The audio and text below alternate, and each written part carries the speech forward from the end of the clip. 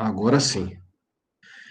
Pessoal, então hoje vamos falar um pouquinho de flagrante. Hoje, que inclusive eu mudei um pouquinho os slides, vamos ver se vocês gostam do novo visual aqui da nossa apresentação, certo? Lembrando que semana que vem são as nossas apresentações, começam as nossas apresentações, e daí os professores serão vocês, eu serei o aluno aqui. Inclusive, quem achar interessante fazer alguma apresentação por slide, pode ficar à vontade para isso, ok? Vamos seguir aqui, vamos começar, então, a apresentação de fato.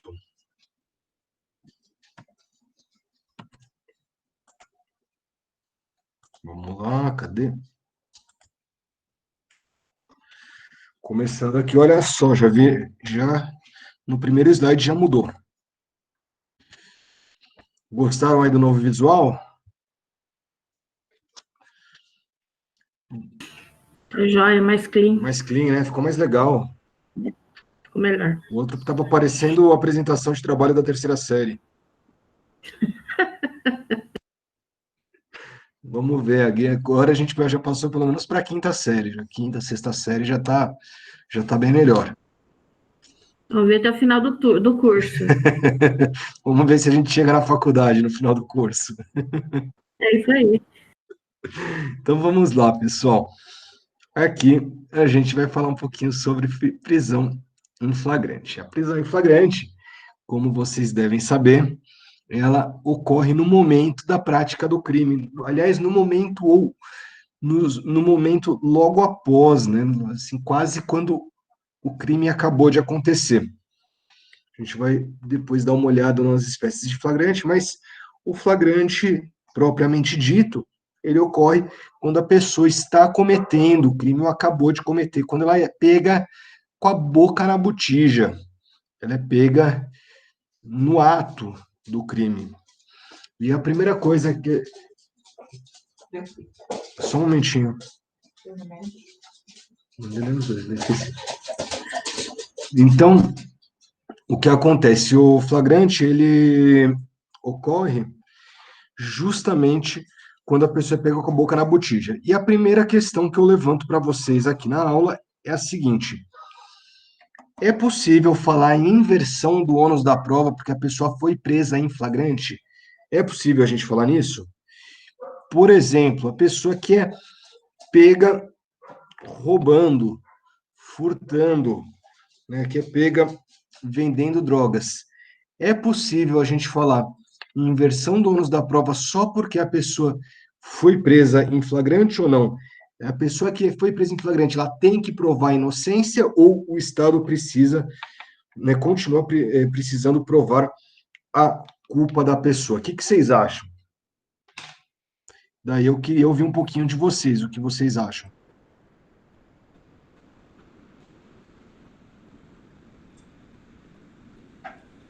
E aí, pessoal?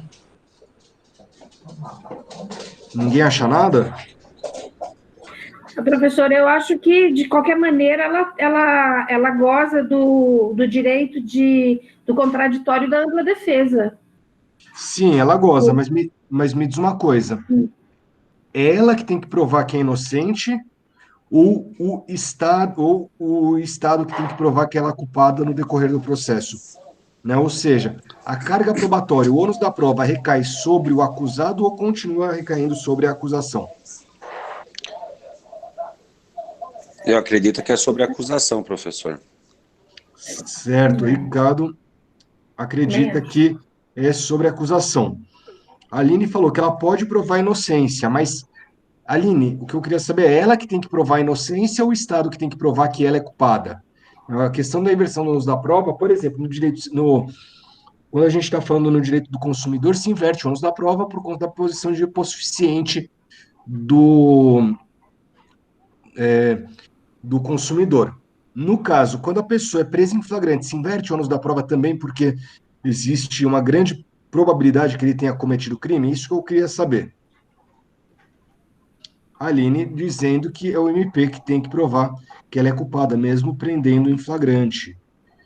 Pessoal, vocês estão certos, é exatamente isso. Não é porque a pessoa foi presa em flagrante que o Ministério Público ele passa a não precisar provar a culpa do sujeito, certo?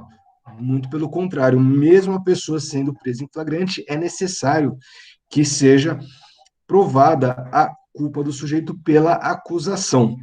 E daí eu dou o seguinte exemplo aqui. Imagina que o Pedro Paulo ele está voltando para casa, né? Voltaram as aulas presenciais, o Pedro Paulo está voltando para casa e, de repente, ele encontra alguém, vê na rua uma pessoa estirada no chão com uma faca no peito, uma faca cravada no peito. Daí o Pedro, ele vê que a pessoa ainda está viva. Ele verifica lá e fala, nossa, a pessoa ainda está viva. E o Pedro, ele tem grandes conhecimentos de primeiros socorros.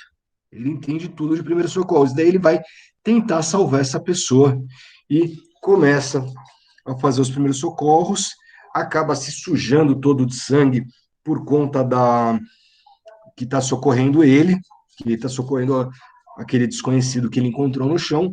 Daí, de repente, né, o Pedro está quase conseguindo salvar, de repente chega um carro da polícia e já coloca a arma na cabeça do Pedro, mão na cabeça, para o chão, já algema o Pedro e fala, ó, tá preso porque você matou esse sujeito.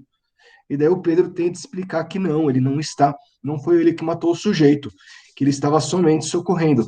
Mas daí ele olha para ver se, ó, será que tem alguma câmera aqui para eu poder mostrar que eu estava tentando salvar o sujeito? Daí ele vê que não tem nenhuma câmera, né? Fala, pô, e agora, o que que eu vou fazer? Não tinha ninguém passando, era uma rua erma.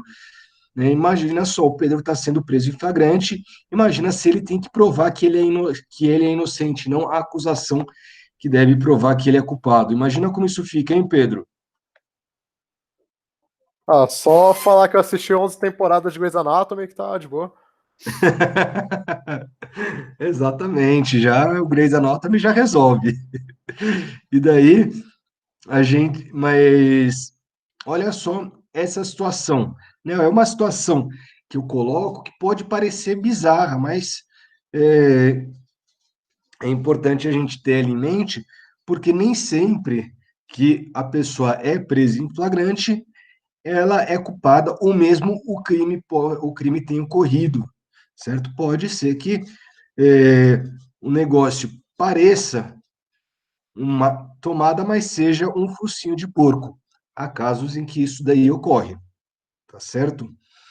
Então, é sempre a acusação que deve provar, mesmo quando a pessoa é presa em flagrante. Qualquer inversão do ônus da prova não deve ser aceito dentro do processo penal. Tá certo, pessoal? E quais são os momentos do flagrante? Vamos seguir aqui para os momentos do flagrante. O primeiro momento do flagrante é a prisão, captura, é quando se faz a prisão da pessoa, quando os policiais, né, em geral, quando os policiais eles verificam que um crime está ocorrendo e realizam a prisão da pessoa e prendem aquela pessoa, algemam e levam para a delegacia.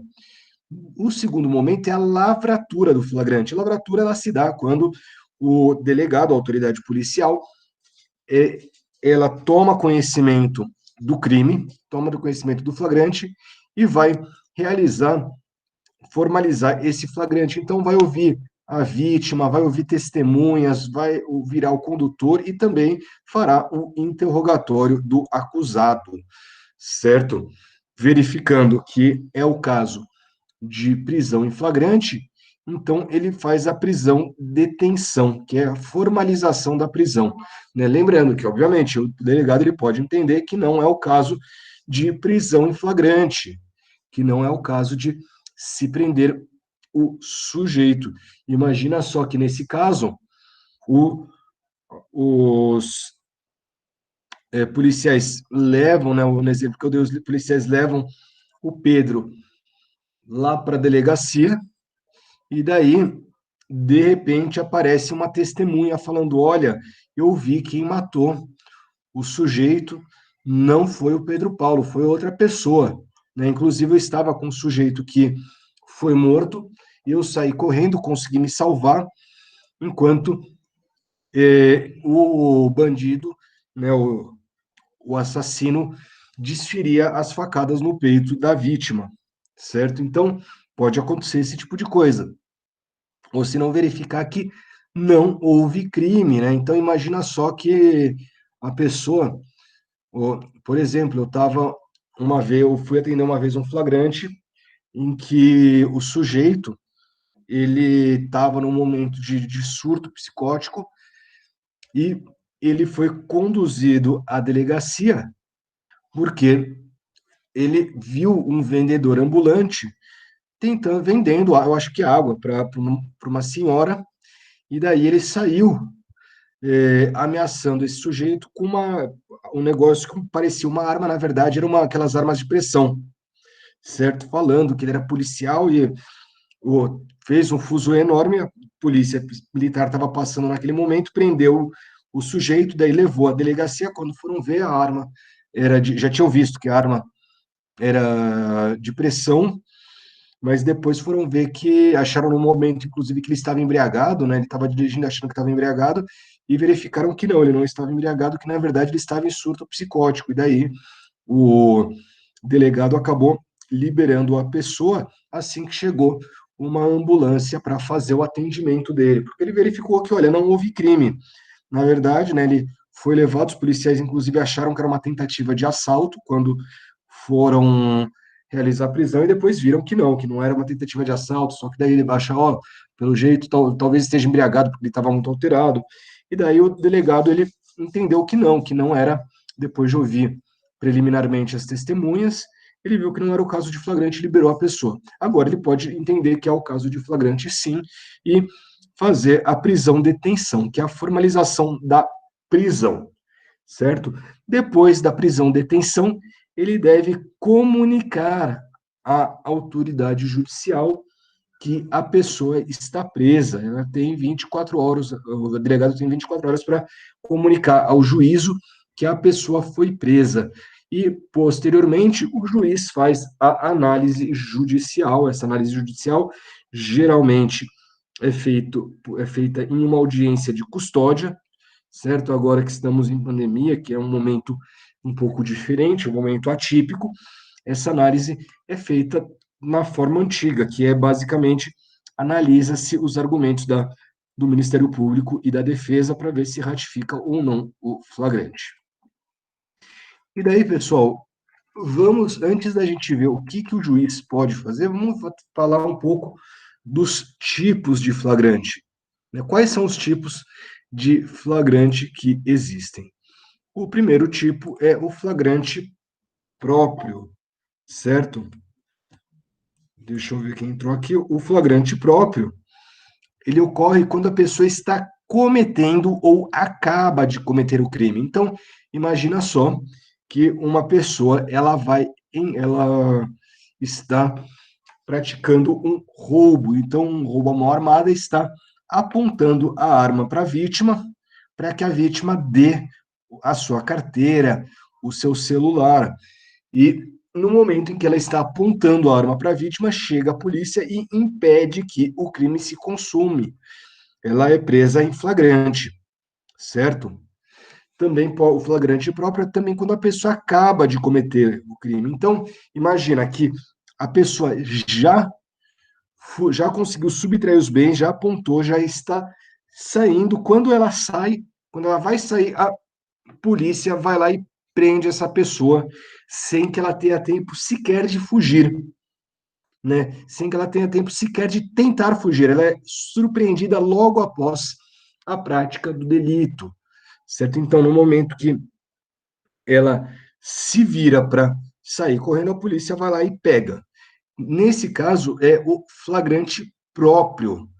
Então, também conhecido como flagrante real, em que a pessoa está cometendo o crime ou acaba de cometer o crime, certo? Também temos o flagrante impróprio. Flagrante impróprio é quando a pessoa ela é perseguida logo após cometer o crime. Ou seja, ela, nesse exemplo que eu dei, a pessoa aponta a arma para o sujeito, para a vítima, subtrai o celular, a carteira, o dinheiro, o relógio, e daí ela sai,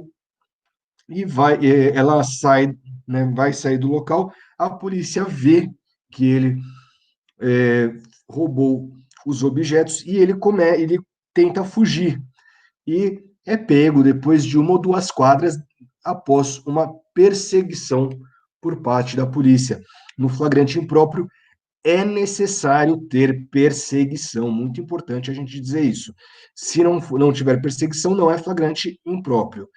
E daí temos uma terceira modalidade que é conhecida como quase flagrante.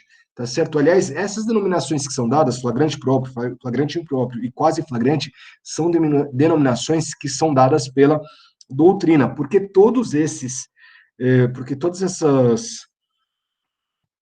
hipóteses estão previstas na lei e a lei não faz distinção do que é flagrante próprio, flagrante impróprio ou quase flagrante. É uma distinção que a doutrina faz para explicar de uma forma didática. Então, o quase flagrante é quando a pessoa é encontrada logo depois com instrumentos, armas, objetos ou papéis que o façam presumir ser o autor do delito. O que isso significa? Nesse caso, não é necessário que tenha ocorrido a perseguição. Pode até ter ocorrido uma certa perseguição, mas não é necessário que tenha ocorrido a perseguição. Aliás, se ocorreu a perseguição, a pessoa ela tem que ter saído do campo de visão, tem que ter cessado em algum momento a perseguição para ser quase flagrante. Se continuar a perseguição, se a pessoa não saiu do campo de visão da pessoa que realizou o flagrante, não é flagrante, não é quase flagrante, mas sim flagrante impróprio. Nesse caso, a pessoa, imagina só que esse sujeito, né, que foi vítima do roubo, ele é roubado e daí ele vê alguns metros uma viatura da polícia, corre até a viatura da polícia e fala: olha, eu acabei de ser roubado.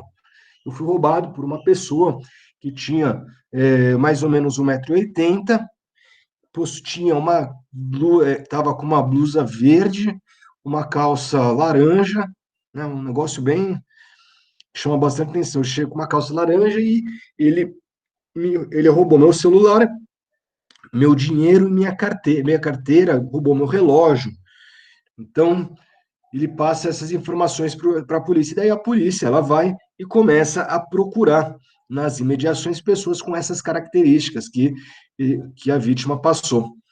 E essa pessoa é achada depois de alguns minutos, depois de 5, 10 minutos, essa pessoa é achada com o celular, com o relógio, com a carteira do sujeito, com o dinheiro do sujeito, ou seja, com objetos que façam presumir que aquela pessoa é o autor da infração, inclusive com a arma utilizada no delito, entendeu? Então, no quase flagrante, é necessário que a pessoa seja encontrada com alguma coisa, com algum instrumento que faça presumir ser ela a autora do delito. Então, imaginem só que, nesse caso, ache uma pessoa com aquela descrição que a vítima passou. Porém, ela não esteja com objetos que o façam presumir ser o autor do delito. Ela não está com arma, não está com papel, não está com o celular, com o relógio da vítima. Pode prender em flagrante, na modalidade quase flagrante? O que vocês acham, sim ou não?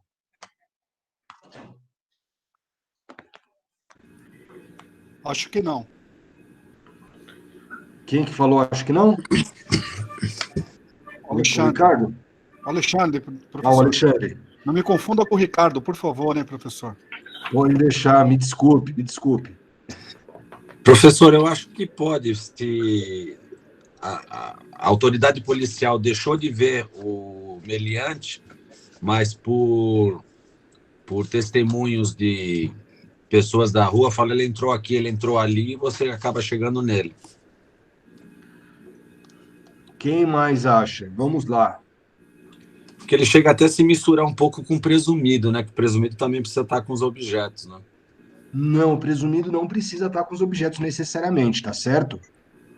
É que geralmente no presumido a pessoa está com os objetos. Tá. No presumido, porque é muito comum no presumido que a pessoa, para tentar fugir do flagrante, ela jogue os objetos. Só que o que acontece? A pessoa, quando ela é perseguida, né, por que que o presumido não precisa estar com os objetos? No presumido não precisa estar com os objetos, Ricardo, porque a autoridade policial ela acompanhou a perseguição, não saiu do raio de visão, não saiu do acompanhamento do, da autoridade que realizou o flagrante, entendeu? Então, acaba tendo, não precisa de tantas provas. Agora, já no quase flagrante, o que acontece? Essa pessoa, ela saiu do campo de visão, ela foi perdida pela vítima, pela autoridade, pelos populares. Então, o que acontece? Porque quando a gente diz flagrante, porque eu falei populares ou vítima? Porque qualquer um pode fazer a prisão em flagrante. A diferença é que a polícia é obrigada a realizar a prisão em flagrante quando ela verifica que está ocorrendo um crime, e os particulares, eles não precisam. Então, nós aqui não precisamos fazer uma prisão em flagrante caso vejamos um crime ocorrer. Por quê? Porque, pô, olha, eu não quero realizar a prisão em flagrante porque eu não quero me colocar em risco. Eu não tenho treinamento adequado. Entendeu? Agora, um policial ele tem o treinamento adequado no momento que ele verifica o flagrante, ele é obrigado a agir, certo? E, aliás, quando eu falo policial, estou falando do policial que está em exercício da profissão. Então, se o policial está de folga, eu entendo que não, ele não precisa. Apesar da SSP dizer o contrário, tá certo? Agora, vamos lá. No caso, no quase flagrante, precisa que a pessoa esteja com objetos, com alguma coisa que o faça presumir ser o autor da infração, o autor do crime. Pelo seguinte, as pessoas, ela saiu da zona de vigilância da pessoa que está realizando o flagrante. Então, seria demasiadamente temeroso, seria muito temerário, com base simplesmente na descrição, sem que tenha sido encontrado nada com o sujeito, realizar essa prisão em flagrante. Entenderam? Entendeu, Ricardo? Então precisa sim estar com objetos, com objetos. E me diz uma coisa, dentro do a gente ouve muito que, olha, precisa passar 24 horas para que a pessoa saia da situação de flagrância. Isso é verdade ou é mentira? O que vocês acham? Falso. Mentira, mentira, professor. Exatamente. Olha só, o Ricardo. A Heloísa ia falar alguma coisa. O que você acha, Heloísa? Não, eu concordo, não existe esse prazo de 24 horas. Olha só, sensacional. Vocês já vieram aqui com a resposta perfeita. O Ricardo e o Alexandre nem titubearam, já deram na lata. O que acontece? Não existe esse prazo de 24 horas. Tem muita gente que, aliás, inclusive advogados que não têm tanto conhecimento de penal e acabam se confundindo nessa hora por conta do senso comum, porque dentro do senso comum tem gente que fala, olha, para fugir do flagrante precisa esperar 24 horas. Não, não precisa. Não tem essa questão. Aliás, a pessoa, se ela estiver em perseguição, a perseguição, se ela durar dias, durar semanas, ela pode ser presa a qualquer momento. Obviamente, né, o pessoal fala, olha, está em perseguição, então tem alguns deles que falam, olha, se a perseguição durar 3 dias, as pessoas, o policial vai seguindo o meliante durante 3 dias, com a viatura ou andando. Olha, se a pessoa ficar correndo 3 dias, ela morre, né? E se a pessoa ficar dirigindo durante um dia inteiro, a gasolina acaba, né? Ou seja, não dá para a gente. Isso aí hipoteticamente, seria possível. Agora, na prática, não dá para falar numa perseguição que dure dias, mas, em tese, poderia ocorrer, tá certo? A gente tem que saber separar a realidade da ficção, certo? Mas, hipoteticamente, poderia ocorrer sim. Agora, quanto tempo a pessoa tem que esperar para sair da situação de flagrância? Alguém sabe me dizer? Alexandre, Ricardo, vocês que já deram na lata a resposta na primeira. Quanto tempo? Eu não saberia dizer, professor. Se eu falasse, estaria chutando, então prefiro esperar. E você, Ricardo, o que você acha? Eu acho que depois que saiu do encalço, é 24 horas, né? Se saiu do encalço, acabou a perseguição. Mas se está em perseguição, você pode extrapolar as 24 horas. O Nelson ia falar alguma coisa também. Não, eu só ia dizer que os dois são bons candidatos a advogado porta de cadeia, então especialistas. Vão sair ótimos advogados daqui. Fica tranquilo, Nelson. Vai ser muito ótimos advogados. O pessoal aqui é bom. Vou ser o primeiro a lhe processar, doutor Nelson. Olha o decoro, viu? Pessoal, seguinte, no caso, o flagrante ele não tem um tempo para ele ser realizado. É de acordo com o bom senso da autoridade policial, de acordo com o bom senso dos policiais. O que acontece?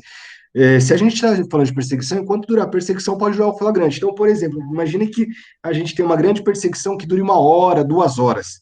Não tem problema nenhum. Agora, no caso de quase flagrante, a lei diz logo depois, sem especificar, certo? Logo depois, entende-se que é um período curto de tempo. É um período relativamente pequeno.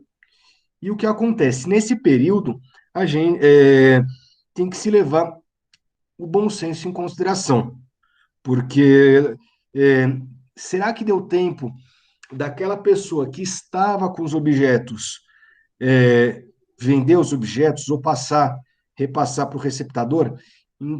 Hoje, com celular, né, com celular com localização, é muito comum que a pessoa que tem o seu celular furtado, tem o seu celular roubado, ela indique para o policial, fale, olha, eu estou aqui localizando, fazendo a localização do meu celular, e indique onde o celular está, pela geolocalização, pelo GPS.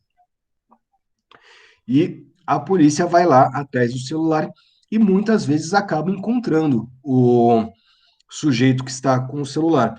Agora, essa pessoa vai do bom senso dos policiais e da autoridade policial, porque esse celular ele pode ser produto de roubo, de furto ou de receptação. Então, é muito comum que, no caso, nesse tipo de caso, em que a pessoa é pega algum tempo depois, né, algumas horas depois, ou até minutos, mas que já tenha decorrido um tempo relativamente grande, que ao levar a pessoa para ser presa, quando é um crime patrimonial e pega o objeto com ela, que ela seja presa não pelo crime de roubo ou de furto, mas principalmente pelo crime de receptação, porque a receptação, por ser um crime permanente, o flagrante ele se prolonga no tempo enquanto perdura a situação da receptação, enquanto a pessoa está com o objeto.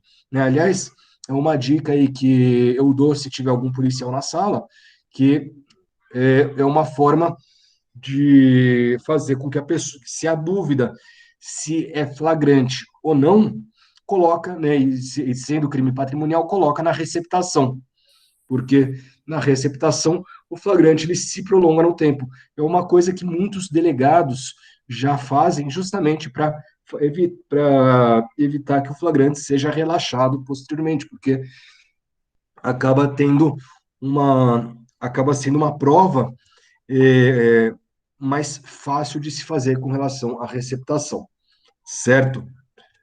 Agora, o flagrante, a pessoa que cometeu o crime, se ela se apresentar logo depois da delegacia, ela não pode ser presa em flagrante, inclusive, tá certo? Imaginem só que um casal de namorados briguem né, eles acabam brigando e o namorado, ele mata a namorada.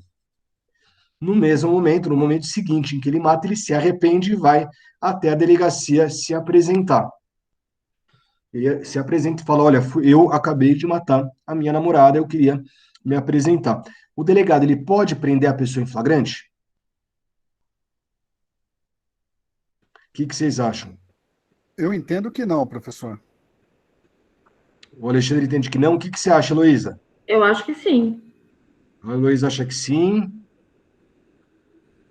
Você, Embora, Nelson, o que você embora acha? esteja confessando, mas não deixa de ser um crime, né?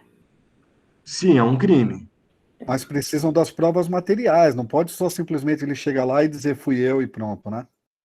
Não, tem isso também. Não, pô, daí eu estou considerando que daí a polícia vai na casa da pessoa, na casa que ele indica, daí vem o corpo da pessoa, né?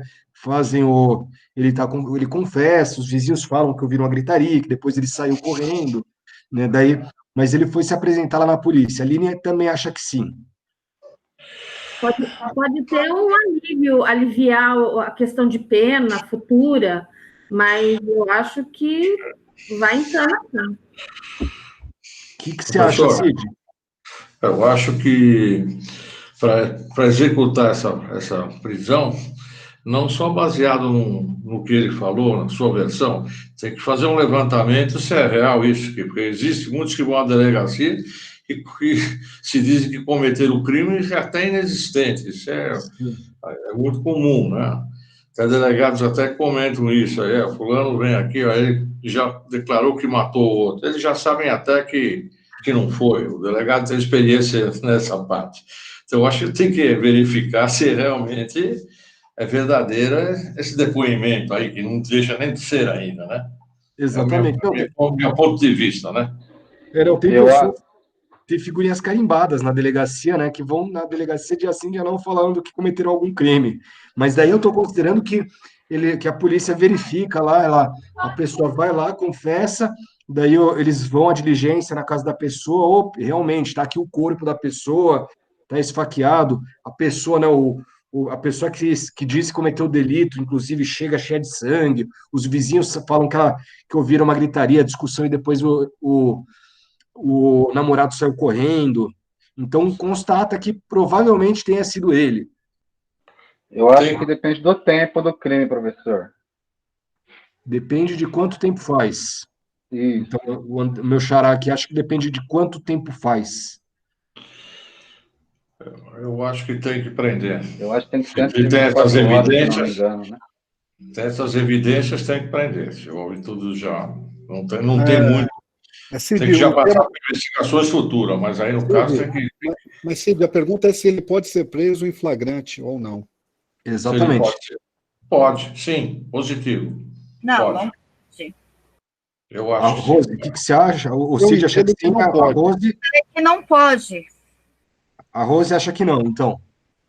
Porque ele se apresentou, né? Ele foi de modo voluntário. Não entra nos requisitos da prisão em flagrante, que é aquelas duas, própria e imprópria. Não foi nem perseguido, não foi visto. Ele matou e foi lá.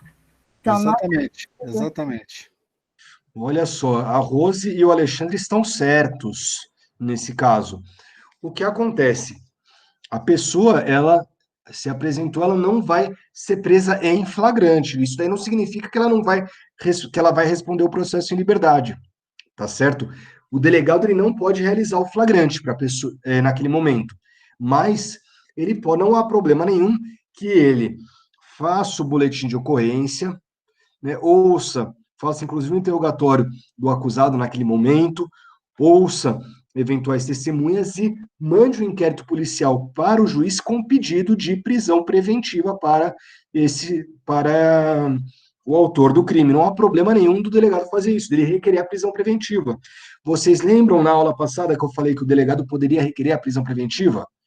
Então, nesse caso, o delegado ele pode, mesmo sem realizar a prisão em flagrante, ele pode falar: olha, eu entendo que é o caso de prisão preventiva, certo? Ele não pode realizar a prisão em flagrante porque não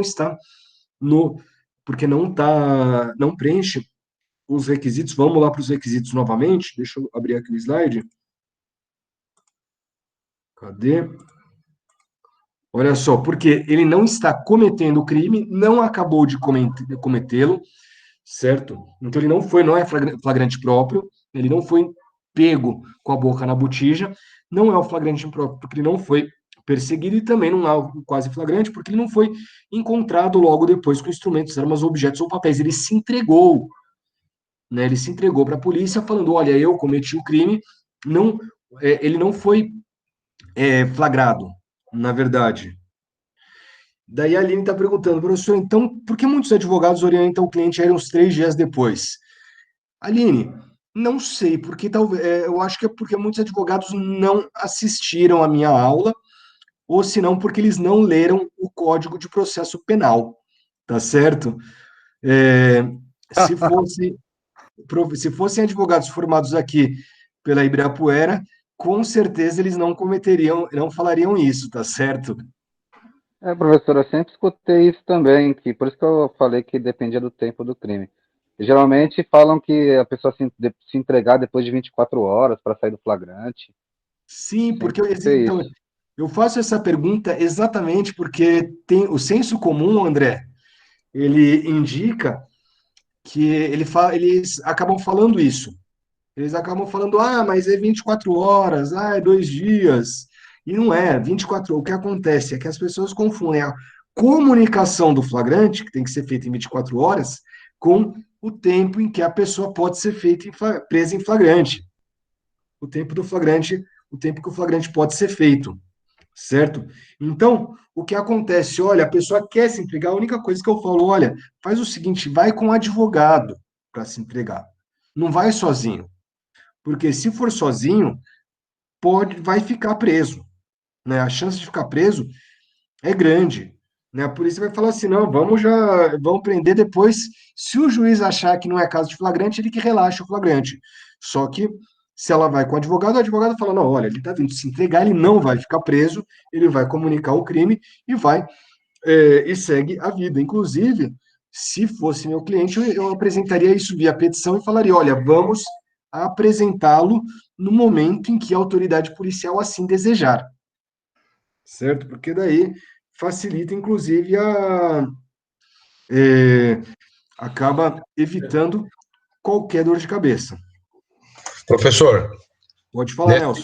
Nesse seu exemplo aí, então, o senhor, o advogado, vai sozinho na delegacia e deixa o cliente em casa, é isso? Não, eu iria com o cliente na delegacia.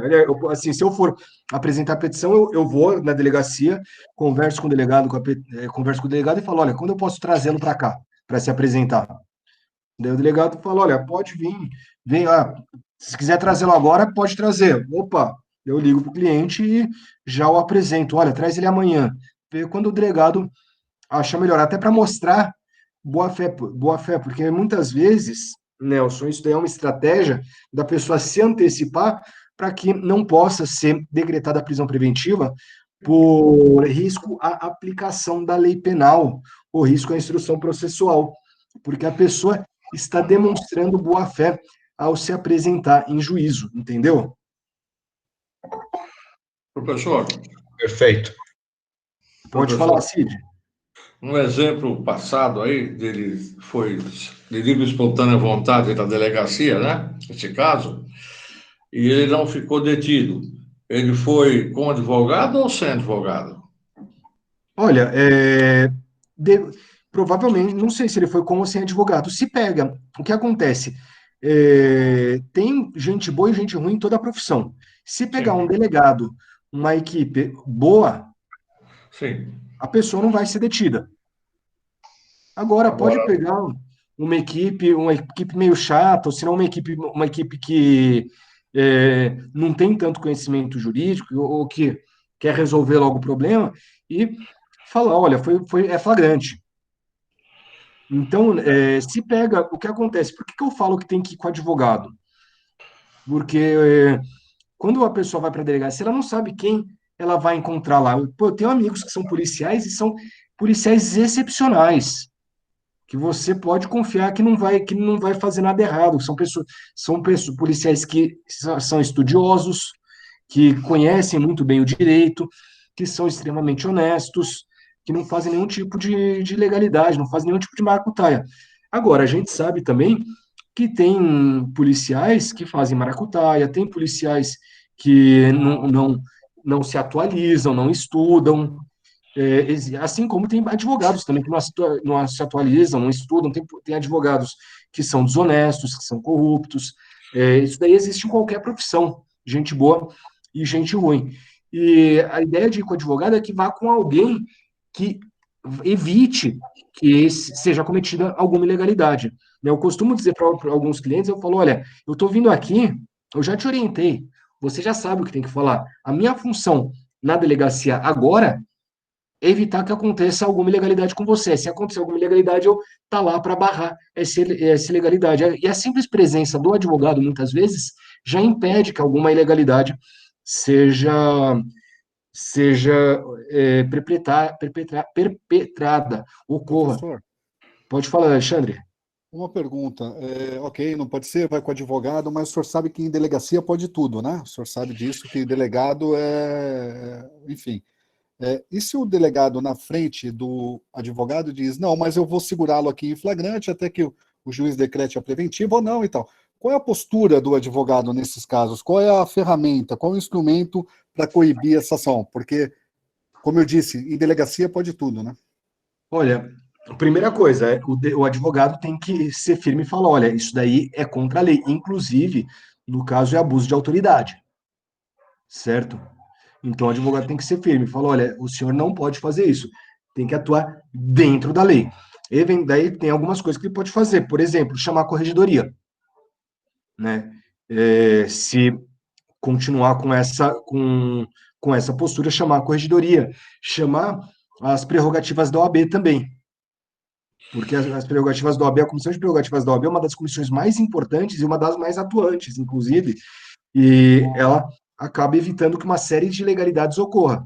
Então, se ocorrer esse tipo de coisa, seria sim o caso de chamar as prerrogativas da OAB, porque porque tem um delegado que está cerceando o direito de trabalho de um advogado, né? Está atuando da forma do advogado atuar. Então, eu vejo que seria um caso que poderia ser chamada as prerrogativas, mas isso daí pode também ser noticiado nos autos, né, mostrando o advogado mostrando mostrando o que está ocorrendo lá, e é por isso que, inclusive, eu falei da petição, porque a petição documenta. Você fazer a petição falando, olha, o meu cliente vai se entregar, isso aí documenta. Então, se o delegado lá na frente ele quiser dar um jeitinho, né, e contar a história de uma forma um pouco diferente, o advogado falou, olha, eu trouxe aqui a petição, tá aqui o recebido do delegado. Então, na verdade, ele não foi encontrado, eu vim com ele aqui. Ok. Mas, professor, minha dúvida ainda persiste assim, mas qual é o rito? Você está lá na delegacia, cara a cara com o delegado falou assim, não, vou prender ele em flagrante, e aí? Daí Você vai ser firme, mas vai ser firme como? Espera um pouco, então vou ligar aqui.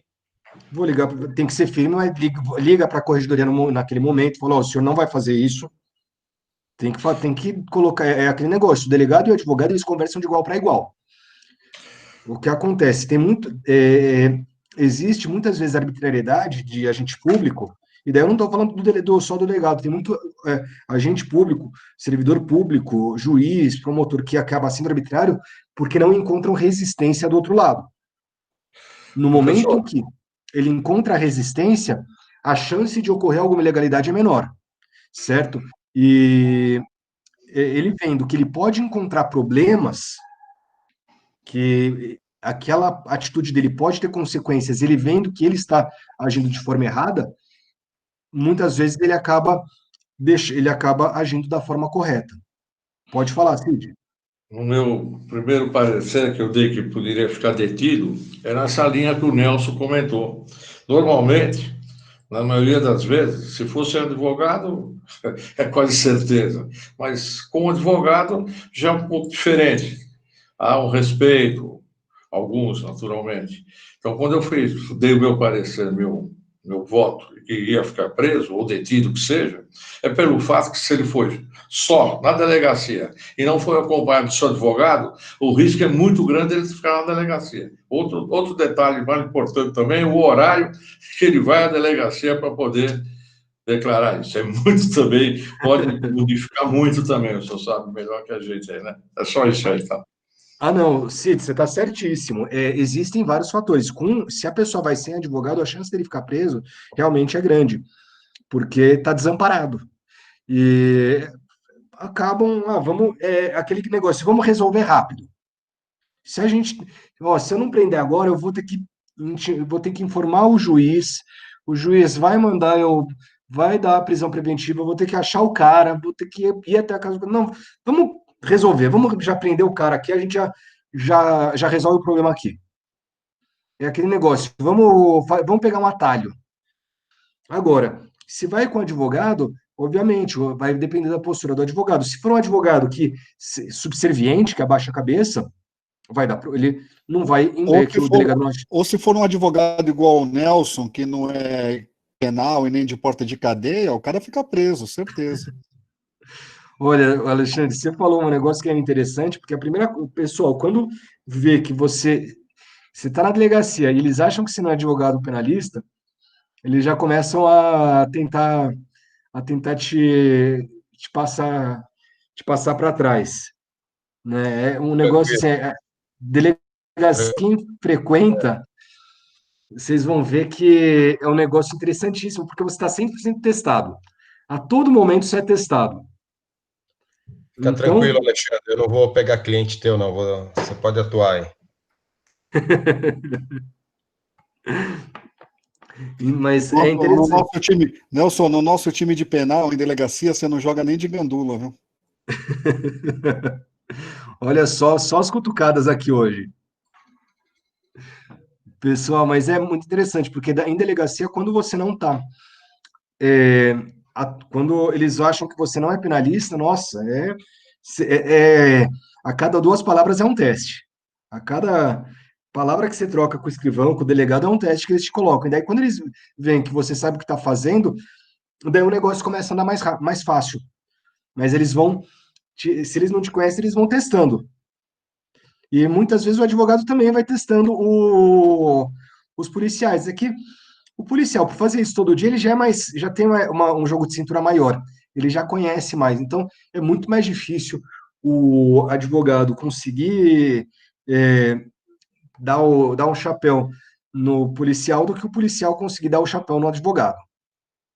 Né? Vamos ser sinceros, é muito mais fácil isso acontecer. Até porque a gente sabe que por ter muito advogado também não tem muito advogado que não é bem preparado.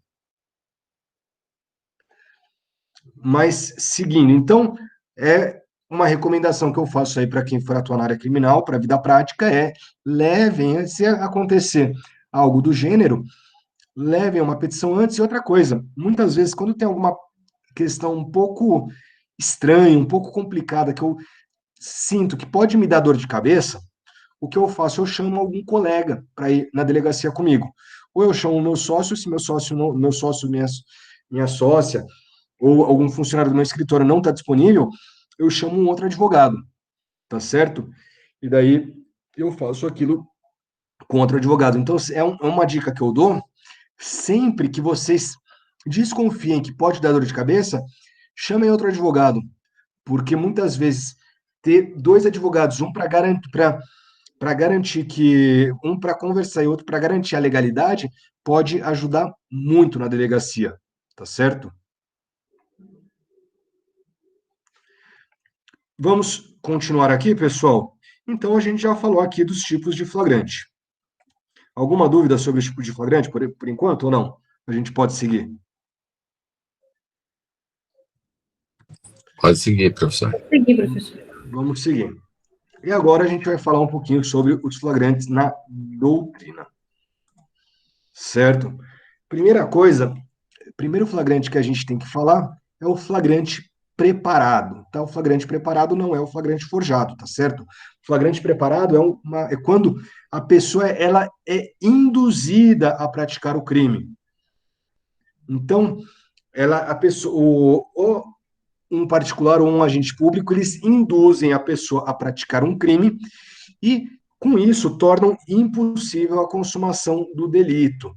Imagine só, então, vou dar aqui um exemplo de flagrante preparado, tanto que que o policial prepara e que pode ser preparado por um particular. Imagine só que o policial ele vá à paisana num bar e ele resolva e ele peça comece a conversar com as pessoas no bar e fale, olha, eu queria comprar maconha. De quem eu compro maconha? E daí um sujeito fala assim, olha, eu não tenho maconha comigo agora, mas eu posso ir na Boca de Fumo e comprar e trazer para você. Aí o policial falou, opa, legal, muito bem, então tá aqui o dinheiro, pode ir lá. A pessoa vai até a Boca de Fumo, compra a droga e traz a droga para o policial que está à paisana. Obviamente ele está à paisana, se ele tivesse com farda, se ele tivesse com distintivo da polícia, se apresentasse, ó, eu sou o delegado e sou investigador e quero comprar droga, obviamente ninguém ia vender para ele.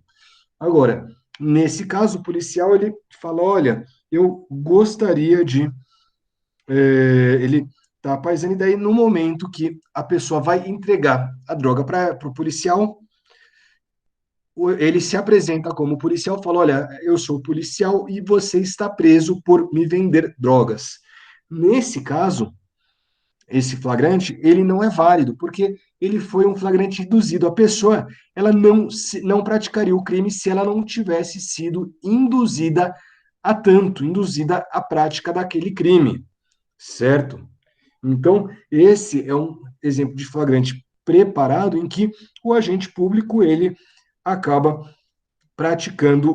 ele acaba induzindo a prática do delito. Agora, um particular, imagina só que o dono de uma loja, ele está desconfiado que um dos funcionários dele está furtando ele, está passando a perna nele, ou senão ele está até mesmo, ou senão ele quer demitir esse funcionário e não quer pagar as verbas trabalhistas. E daí ele faz o seguinte, ele avisa os demais funcionários, fala assim, olha, eu vou deixar uma nota aqui de R$ 100 em cima do balcão, no momento que não é para ninguém pegar, porque eu quero que quem pegue seja o Joãozinho, que o Joãozinho pegue e, quando ele pegar, eu vou anunciar que ele tá demitido e vou levar isso para a delegacia para que ele seja preso em flagrante. E daí ele deixa em cima do balcão a nota de R$ 100, o Joãozinho, quando vê que ninguém está olhando, vai lá, pega a nota e coloca no bolso. Nesse momento, o dono do estabelecimento, ele vai lá e prende e anuncia, fala, olha, Joãozinho, você está demitido e eu estou indo para a delegacia agora porque você foi pego em flagrante, pegando o dinheiro que estava em cima do balcão. Nesse caso, esses dois exemplos que eu dei, não é possível fazer a prisão. Por quê? Porque, primeiro, a gente está falando de crime impossível. O crime impossível é quando as circunstâncias não tornam possível a consumação do crime. Por quê? Porque é um ambiente controlado nesse caso. E outra coisa, houve o induzimento àquela pessoa a praticar o delito. Sem que houvesse esse induzimento, sem que ou o policial ou o dono da loja induzissem as pessoas, os flagrados, a praticarem o crime, o crime não ocorreria, tá certo? E a gente não pode estimular que o crime ocorra para prender as pessoas, tá certo? Isso é uma questão muito importante de se dizer. Esse é o flagrante preparado, que é diferente do flagrante esperado. O flagrante esperado ele é possível sim, pessoal. O flagrante esperado, ele ocorre quando a polícia ou outras pessoas elas sabem que é possível que um crime vá ocorrer e se preparam para isso. Então, imaginem só o seguinte: o sujeito existe uma organização, uma quadrilha que vai roubar o Extra lá na frente da faculdade, certo? Imagine só que eles vão entrar lá cheio de armamentos, né, fuzil, 12, vão fazer aquele roubo cinematográfico, cheio de fogos, efeitos especiais, né, mão na cabeça, ninguém entra, ninguém sai, né? Quase uma casa de papel, só que ao invés do Banco Central vai ser o Extra lá da Washington Luiz, certo? Imagine só que a polícia, por meio dos órgãos de inteligência da polícia, por meio dos órgãos de inteligência, descubra que esse roubo vai ocorrer lá no Extra, certo? Eles ficam sabendo disso e falam, opa, eu quero prender a quadrilha, com boca na botija, com a boca na botija. Por quê? Porque se eles não esperarem, essas pessoas podem ser presas até por formação de quadrilha, ou associação criminosa, podem ser presas por porte de armas, mas não vão ser presas pelo roubo que elas iriam praticar. E daí, a equipe de polícia fala o seguinte, pô, vamos fazer o seguinte, então a gente vai se posicionar de forma... a gente vai se posicionar de uma forma estratégica aqui. Ah, tá certo, Camila. Fica tranquila e depois você pega a gravação da aula, tá certo? Mas fica tranquila, Camila. Mas então, os policiais, eles vão lá e se posicionam de forma estratégica lá no Extra, a fim de no momento em que os delinquentes entrarem e anunciarem o assalto, eles já realizem a prisão de todo mundo, já interrompam o assalto e realizem a prisão. E daí, todo mundo posicionado, né, todo um monte, os policiais todos à paisana, uma série de viaturas nas imediações, né, obviamente escondidas para não dar na cara que eles sabem do crime, e daí entra lá a quadrilha, e no momento que eles entram, que eles anunciam o assalto, os policiais já falam, olha, perdeu, a gente já sabia, e vocês estão todos presos. Esse flagrante, ele pode ocorrer, o flagrante esperado? O que vocês acham? Pode ocorrer, ocorre muito, viu, professor? Perto do lado do Pode Palestra ocorrer, sim. Itália, quando o Palmeiras perde, é só esperar os palmeirenses chegar com um bonezinho que vão roubar qualquer coisa lá. Bom, Acho que pode ocorrer, professor. sim. Pessoal, exatamente, vocês estão certos, pode ocorrer sim. Qual é a diferença? Pô, mas tanto no esperado quanto no preparado, se sabia que iria ocorrer o crime. Houve uma preparação para que o crime não se consumasse. Por que um pode e outro não pode? Qual é a diferença? Porque há que haver a consumação no esperado, do crime, professor, né? No esperado não teve interferência, né? O André disse aqui que não teve interferência. O que você falou, Alexandre? Exatamente isso, que não houve a interferência, mas para que a pena seja aplicada, ele precisa estar cometendo o delito, né? Sim. E no provocado, você tem o agente provocador no meio da coisa, né? Isso mesmo, Ricardo. Cid, o Cid e a Heloísa iam falar alguma coisa também. Não, é só o seguinte, eu ia falar, mas eles já comentaram esse assunto mesmo, que após essa operação da polícia, em palavras dentro da polícia, é uma campana, né, que eles deram aguardando o pessoal, né, certo? E após essa campana que fizeram, eles já estavam sabendo, e já tinham também, naturalmente, até alguns elementos já conhecidos, né, alguns dessa quadrilha, então... não tem como não efetuar a prisão, né? Isso é uma coisa que é normal, isso acontece mesmo. Exatamente, Cid. E o que você ia falar, Heloísa? Eu ia falar a mesma coisa que o Ricardo, que acaba sendo o agente que acaba provocando, né? Exatamente. E como o Cid falou, aliás, o Cid falou um negócio muito importante.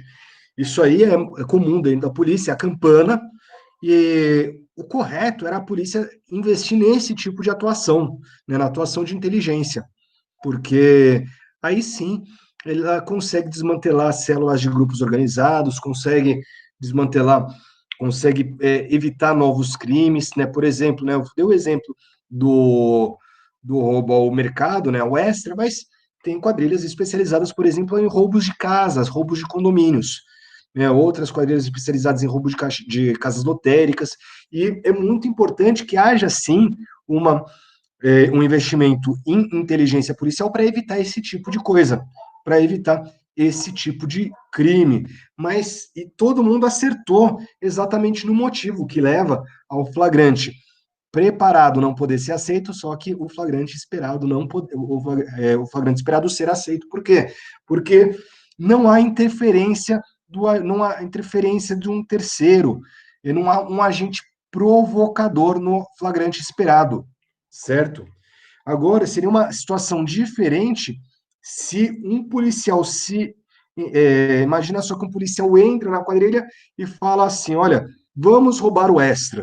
Imagina um policial infiltrado entra na quadrilha e fala, vamos roubar o extra. Daí convence as pessoas lá a roubarem o extra e daí fala para o pessoal da quadrilha, né, do pessoal da polícia, que vai ser realizada essa operação. Daí já é diferente, daí seria, sim, um flagrante preparado, porque houve um agente interno que estimulou a prática do crime, né, um policial que internamente estimulou a prática do crime. Agora, quando, por meio da inteligência, se chegar a informação que esse crime vai ser praticado e a polícia evita, esse flagrante é válido, sim, pode ser feito sem problema nenhum, né? Aliás, importante dizer que uma das funções da inteligência policial é essa. Professor, Sim. e se houvesse um policial infiltrado no meio da quadrilha, e um pouquinho antes deles, ou indo praticar o crime, eles efetuam a prisão? O policial ele está infiltrado dentro da quadrilha, né? Ele não provocou, ele não foi ele que falou assim, vamos roubar o extra. Ele é um policial infiltrado que ele acaba sendo um soldado, entre aspas, do crime organizado. Estilo filme americano. Certo. Aí daí, o flagrante poderia ocorrer. Sim, poderia ocorrer. Mesmo ele participando ali Mesmo ele participando. O que não pode é ele ter instigado. Professor, inclusive, nesses casos, o próprio policial é preso e depois separado na delegacia. Sim, exatamente. Né, aliás, existem alguns casos, inclusive, que o policial não é separado na delegacia, ele fica preso alguns dias, né, de vez em quando até algumas semanas, antes que ele seja tirado do convívio, eventualmente até para pegar mais informações dentro da cadeia. Né, existem alguns casos, eu já conversei com alguns policiais infiltrados, eu achei interessantíssimo, que ele falou, pô, tomei esculacho igual o pessoal. Mas não é igual, né, professor? Mas não é. Não, mas é aquele negócio, tem que simular, pelo menos, né, Alexandre? Porque senão, falou, opa, por que com ele tá. Por que me colocam aqui no cilindrão enquanto o outro tá tomando uísque com o delegado? Verdade. Fica estranho. Então tem que ter uma. Ele falou, pô, foi. Né, mesma coisa, mão na cabeça, foi. Ele falou que. Um deles falou que inclusive, só a equipe que realizou a prisão não sabia que ele era infiltrado. Tem que ganhar um bom salário para ficar no seguro, quietinho, 4, 5 dias lá, hein? Putz, grila, hein? Puta, não, tem que ganhar um. Não, mas eles só descobriram depois, só devem ter descoberto depois que ele saiu da prisão, né? Porque o negócio ele não falou qual operação era, mas ele explicou assim as linhas gerais do que aconteceu. Ele falou, puta, foi negócio de filme, né? Porque eles inclusive tinham, pelo que ele falou, existia inclusive a suspeita de que tivessem policiais envolvidos nessa quadrilha. E por isso a equipe que realizou a prisão não sabia quem era quem era o infiltrado, né? Justamente para evitar alguma delação para o crime. Principalmente no Exército, tem muito disso, viu? O pessoal do Exército age muito dessa forma. Por isso que eu sou contra eles. Quem que é do Exército aqui que eu estou curioso em quem foi essa cutucada, Alexandre? Mas vamos lá. E agora vamos seguir aqui para o flagrante forjado. Flagrante forjado requer um pouquinho menos de explicação para vocês, né? O flagrante forjado. Porque o flagrante forjado é quando o crime não existe. Né? Imagina só naquele exemplo que eu dei do dono da loja, na verdade, o que acontece é que o dono da loja, a pessoa não pega os R$ 100. Mas, no momento, imagina só que o dono da loja, ele vê lá, ele está querendo demitir o sujeito. Ele fala, pô, se eu for demitir o sujeito, eu vou ter que pagar um monte de verba trabalhista.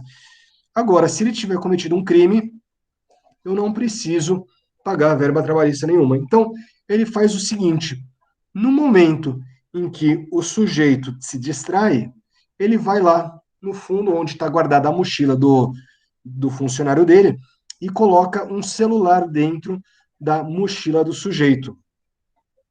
E daí ele fala: olha, né, cadê meu celular? Olha, perdi meu celular, alguém pode ligar para ele?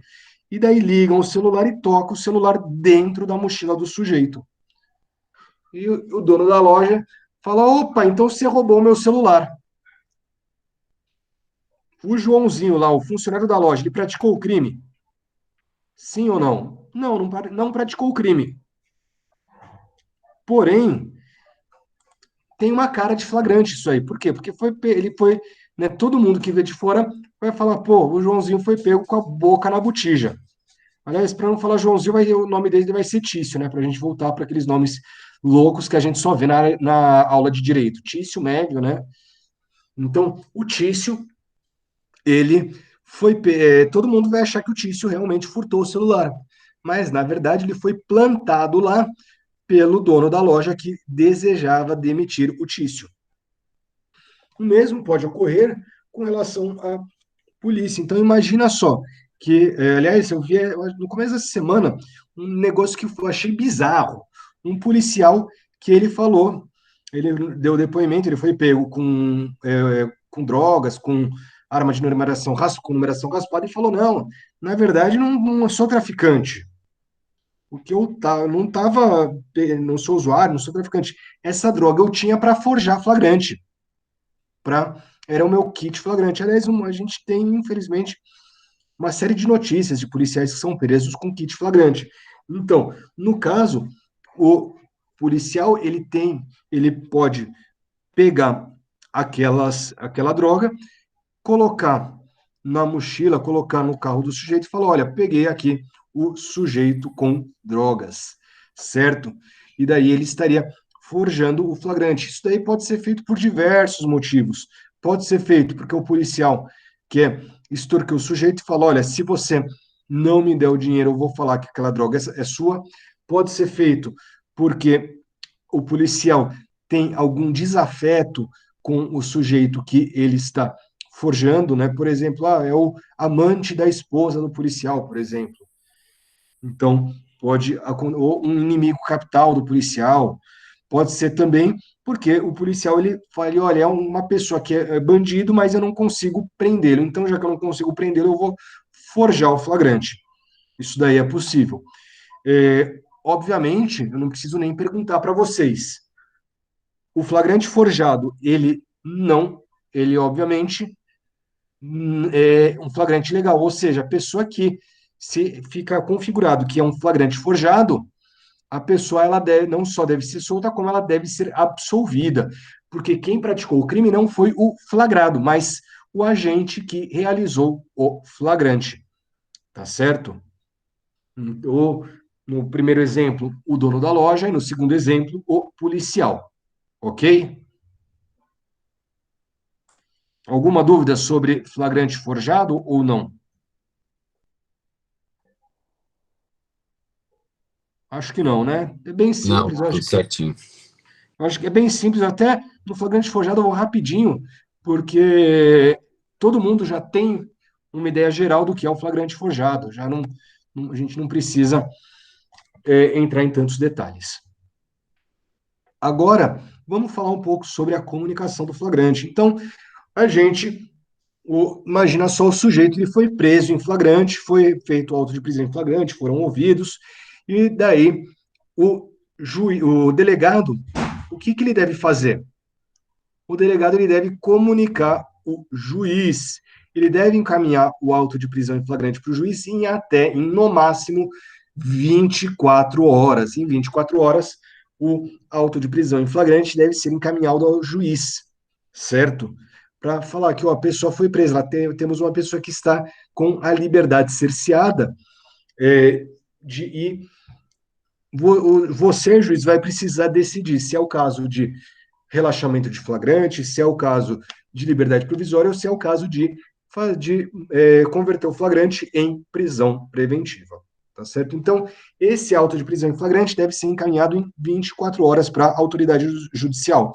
E é importante vocês saberem que isso é uma mudança trazida pelo pacote anticrime, tá certo? Que, inclusive, foi uma inclusão dos deputados e senadores que trata da audiência de custódia. A audiência de custódia já estava sendo realizada antes do pacote anticrime, porém, com o pacote anticrime, ela foi regulamentada no Código de Processo Penal, porque antes ela era prevista somente em resoluções do CNJ, que, ao meu ver, antes do pacote anticrime, a realização era algo ilegal, porque somente o Congresso pode legislar sobre processo penal, tá certo? E isso eu falava, inclusive abertamente, falava, olha, eu vejo por mais que eu acho que a audiência de custódia é algo muito bom, a gente tem que olhar com certa reserva para a forma como ela foi implementada. Agora que está na lei, eu acho que não tem mais problema nenhum. Agora, a audiência de custódia ela foi regulamentada pelo pacote anticrime e ela deve ser realizada em 24 horas após a comunicação do flagrante, certo? Não é em 24 horas após a pessoa ser presa, é em 24 horas após a comunicação do flagrante. O que isso significa? Significa que ela deve ser realizada em, no máximo, 48 horas após a realização da prisão em flagrante, né? Caso o delegado, né, caso a autoridade policial, ela faça uso do tempo completo que ela pode fazer. Mas, então, o auto de prisão em flagrante tem que ser encaminhado em 24 horas e a audiência de custódia realizada em 24 horas após a comunicação do flagrante. O que é feito em geral, né, pelo menos aqui em São Paulo? No momento em que se comunica o flagrante, já se apresenta o flagrado, certo? Já se apresenta o preso. Por quê? Porque é muito mais fácil. Por que vai encaminhar e depois mandar de novo? Principalmente se a gente estiver falando de autos físicos, né? Quando a gente está falando de autos físicos, é ainda mais complicado. A gente ficar, né? Por que você vai ficar levando e trazendo papel e preso em momentos diferentes? Já leva tudo de uma vez.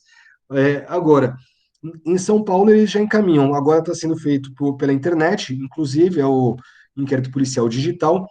Então, é encaminhado o auto de prisão em flagrante via digital para o juiz e, logo depois, eles já encaminham o flagrado, o preso, até para não ficar com o preso na delegacia sem motivo, sem necessidade. Afinal, enquanto o preso está na delegacia, está sob a custódia do delegado. E qualquer coisa que aconteça, o delegado pode responder pelo que aconteceu. Imagina só que aquele sujeito ele resolva se matar lá dentro da delegacia. Ele resolva se enforcar. Aliás, para quem já atuou em delegacia, para quem conhece o delegacia, sabe que cinto, cordão de sapato, tudo isso é tirado do sujeito, porque são objetos que ele pode utilizar para se enforcar.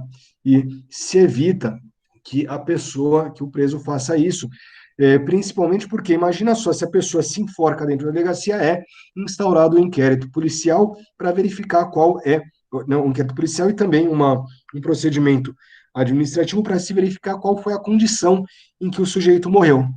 Porque pode ser que ele tenha se matado, pode ser que alguém tenha forjado a morte dessa pessoa, como ocorreu com o Vladimir Herzog. Então, muitas vezes, para se proteger, o delegado, a equipe, não quer ficar com o sujeito lá dentro, porque é uma responsabilidade, é uma dor de cabeça que eles não precisam ter. Imagina se a pessoa tem um ataque cardíaco lá na delegacia, uma dor de cabeça que eles não querem ter, certo?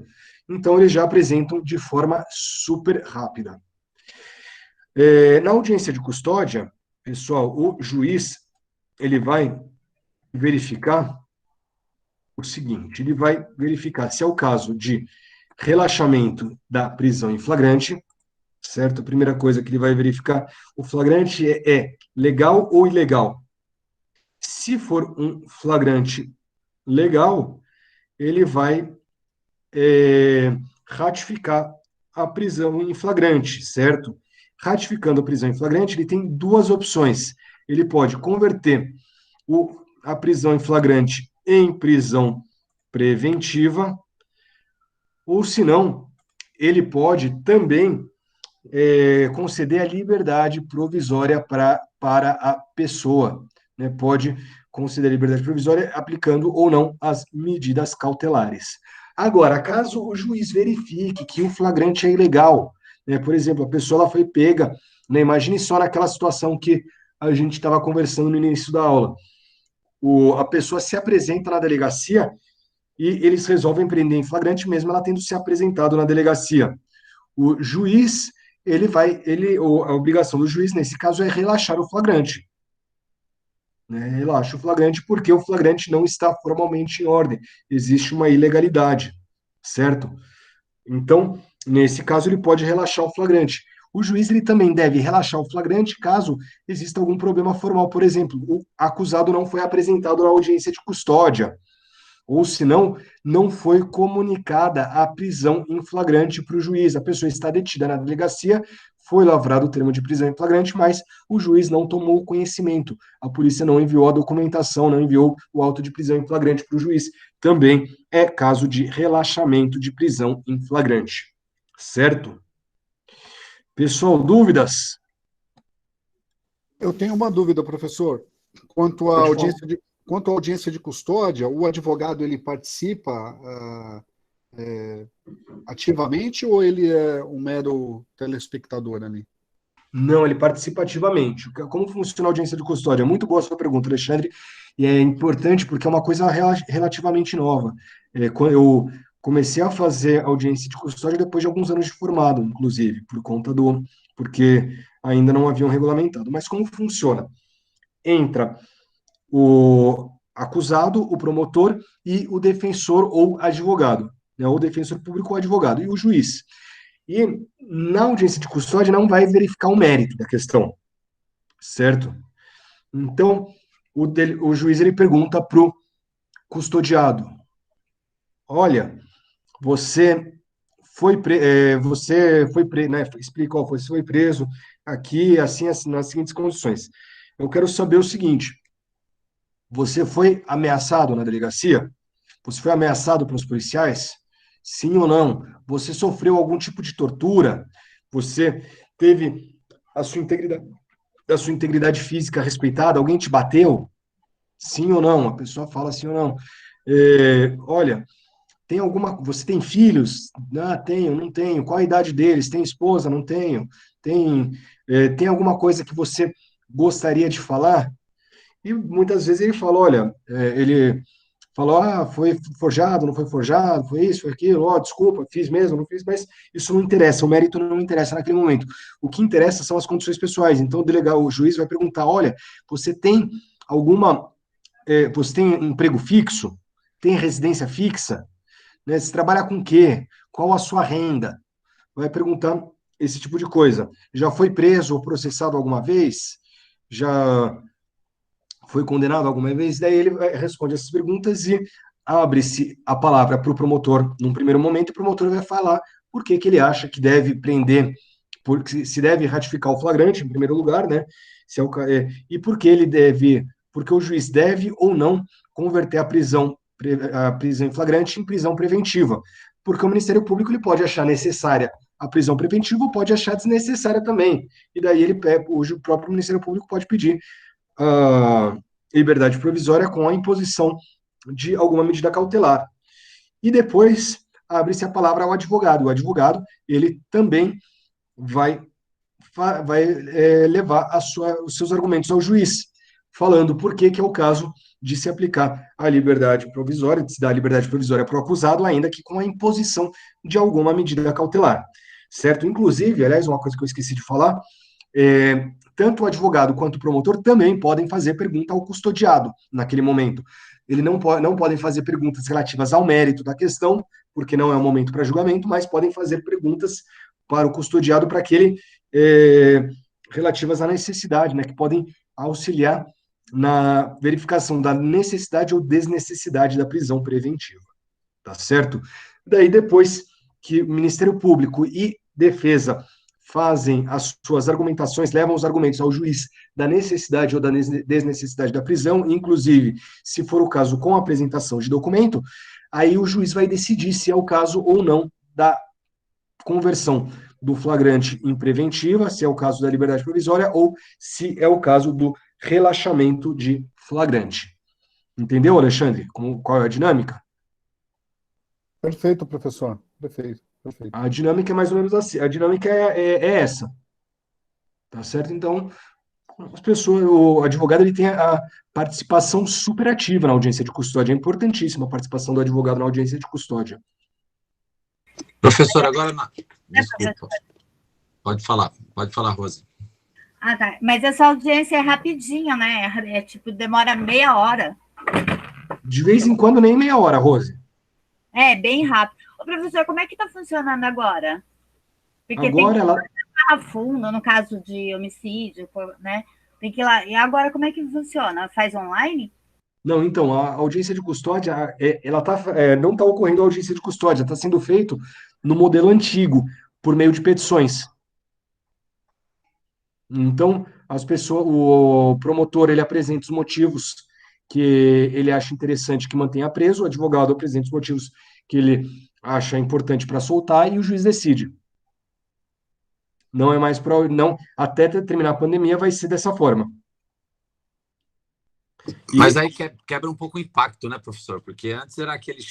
O meliante vinha com aquele cheiro do crime, e agora não, por petição... Acho que deve ficar meio informal, não sei. Não, então, o que acontece? Eu gosto muito da audiência de custódia, porque lá, na audiência de custódia, o juiz ele tem a oportunidade de ver quem é aquela pessoa, né? E ver aquela pessoa não no momento, não depois que a pessoa já está presa há muito tempo, mas logo depois da ocorrência do crime. Sim. É aquele negócio, se a gente ficar preso 2 meses aqui, qualquer um dessa sala que ficar preso 2 meses, e chegar numa audiência com aquela calça bege, aquela camiseta branca, vai ficar com cara de bandido, não tem jeito. Qualquer pessoa aqui vai ter cara de bandido. Uns mais, outros menos, no caso aqui, né? O Nelson, por exemplo. Agora, qualquer pessoa que for, mas depois de 2 meses na cadeia, você pode ser o Brad Pitt, você vai ter cara de bandido. Não tem jeito. Você vai ter cara de culpado, você vai ter trejeito, você vai ter internalizado alguns comportamentos, algumas expressões verbais, né, algumas expressões corporais do cárcere já. Isso daí já vai estar internalizado. Inconscientemente você já vai ter internalizado esse tipo de coisa. Professor, pode falar, Nelson. Até porque se não fizer isso, não vai sobreviver, né? Exatamente. Você não sobrevive, você tem que... Você dança conforme a música, né, Nelson? Joga o jogo.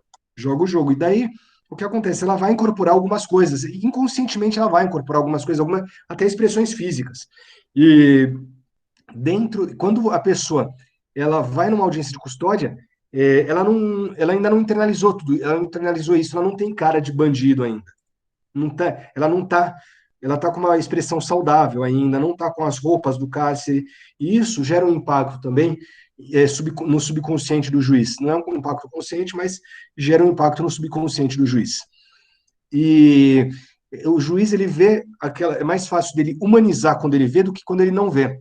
Quando isso daí vários estudos de psicologia indicam, tá? Quando você não vê a pessoa para quem você causa o mal, a chance de você causar o mal é menor. Então, se vocês quiserem, aliás, tem um filme na Netflix muito bom que fala sobre o experimento de Milgram. Isso chama Experimento de Milgram, o nome do filme é esse. E esse experimento é o seguinte, tinha a pessoa, ela era convocada, né? Ela era chamada para fazer parte de uma pesquisa. Essa pesquisa, eles diziam que era sobre a influência da dor no aprendizado. E como funcionava esse experimento? Uma pessoa ficava numa sala e respondia perguntas. Caso ela acertasse e não tomasse o choque, caso ela errasse, uma pessoa que estava fora da sala, que era a pessoa que era a cobaia do experimento, ela aplicava choques nessa pessoa. E conforme a pessoa ia errando os choques, eles aumentavam de intensidade. Isso era o que ela falado para a pessoa que dava os choques. Só que o que acontece? A pessoa que estava tomando choques, na verdade, era um ator. Essa pessoa não estava tomando choques, ela fingia que estava tomando choques. Mas a pessoa que estava aplicando choques não sabia disso. E uma coisa que aconteceu, e daí acho que só 4% das pessoas que foram testadas no primeiro momento, que só ouviam a pessoa lá, chegaram ao último choque, sendo que a pessoa que falava, que estava supostamente tomando choque, começava a falar, ai, tá doendo, olha, eu tenho problema cardíaco, eu vou morrer. E daí tinha um momento que ela parava de responder, a pessoa não sabia se ela estava desmaiada ou se ela estava acordada. O que acontece? As pessoas, só 4% das pessoas que aplicavam choques não chegaram na intensidade mais forte do choque, certo? Nesse primeiro experimento em que não tinha contato visual, em que ficava distante. Num segundo momento, né, aliás, daí depois esse experimento foi replicado várias vezes em vários lugares do mundo, e eles fizeram com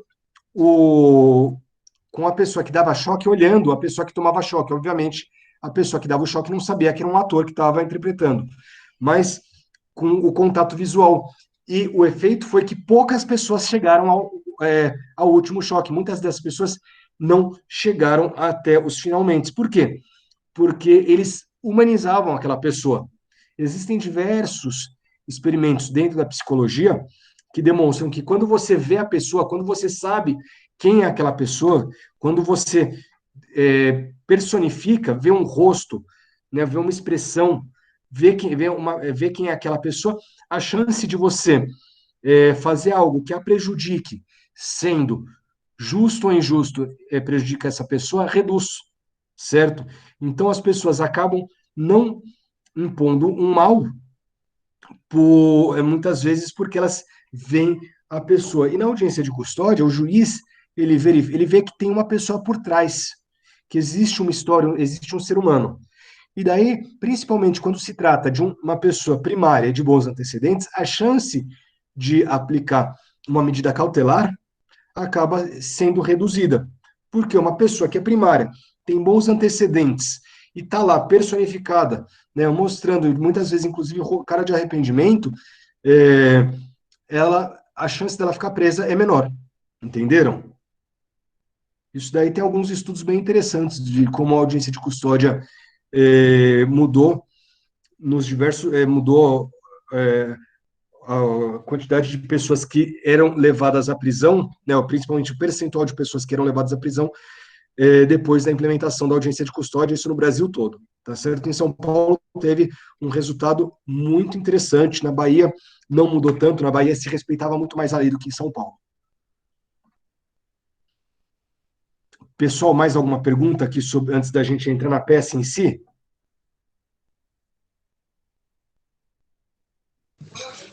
Nosso presidente não tem direito à prisão em flagrante, né? É o único particular que não teria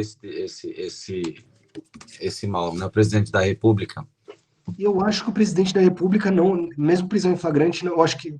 Nossa, você me pegou agora, Ricardo. Na doutrina está que ele não pode ser preso em flagrante por qualquer crime. Ah, então tá certo. Então, porque eu acho que não pode mesmo. Mas assim, eu não tenho certeza absoluta. Então, para não falar alguma coisa errada, eu vou seguir o que você está falando, que é a doutrina que diz. Agora, então, acho que o presidente não pode, mas os deputados, os senadores podem, tá certo? Só se for crime inafiançável. Exatamente. Eles podem ser presos em flagrante por crime inafiançável. Somente preso em flagrante por crime inafiançável, tá certo? Então, pessoal, vamos lá. Podemos seguir, então? Deixa eu abrir aqui a nossa apresentação. Hoje a gente vai ver, olha só, tá chique demais esse slide. A gente vai falar sobre o relaxamento de flagrante, o relaxamento da prisão em flagrante. Qual é o fundamento legal? O fundamento legal é o artigo 310, inciso 1º do Código de Processo Penal. É cabível após a prisão em flagrante, né, logo após a prisão em flagrante. O juiz competente é o juiz da comarca em que o crime ocorreu. Qual é o prazo? O prazo é indeterminado, não tem um prazo para relaxar o flagrante. Só que o relaxamento de flagrante, ele deve ocorrer antes da ratificação, antes que o juiz entenda que sim, é o caso de prisão preventiva. E quais são as teses apresentadas no caso do relaxamento de prisão em flagrante? Primeira tese, ilegalidade da prisão, certo? Ou seja, a prisão ocorreu de forma ilegal. Segunda tese, demora na comunicação da prisão. Não houve a comunicação da prisão em flagrante ou essa comunicação se deu depois das 24 horas. E o terceiro caso, não apresentação do preso. O preso não foi apresentado para a autoridade judicial. E qual é o formato da nossa peça? Aqui. Então, o formato é esse. Excelentíssimo senhor juiz de direito da comarca, da X-Vara Criminal da comarca D, daí dá um espaçamento de 5 linhas, cliente, já qualificado no presente inquérito policial, vem respeitosamente por seu advogado, a presença de Vossa Excelência, requerer relaxamento da prisão em flagrante, com fulcro nos artigos 310, inciso 1 do Código de Processo Penal, pelos fatos e direitos a seguir expostos. Daí vai colocar dos fatos, vai explicar, vai contar a historinha lá, vai explicar o que aconteceu. Do direito, vai falar qual o direito foi lesado e do pedido, vai explicar qual é o pedido que deve ser feito. Correto? Pessoal, alguma pergunta? Está aqui o esqueletinho da peça, né?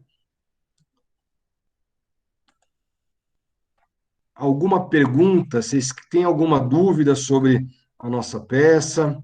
Tem alguma dúvida sobre o que tratamos na aula de hoje? Professor, dúvida não tenho. Agora, uma curiosidade. A prática penal é que nem a prática trabalhista, dos fatos não conta ponto no exame, então tem que fazer uma coisa bem curtinha, 4, 5 linhas?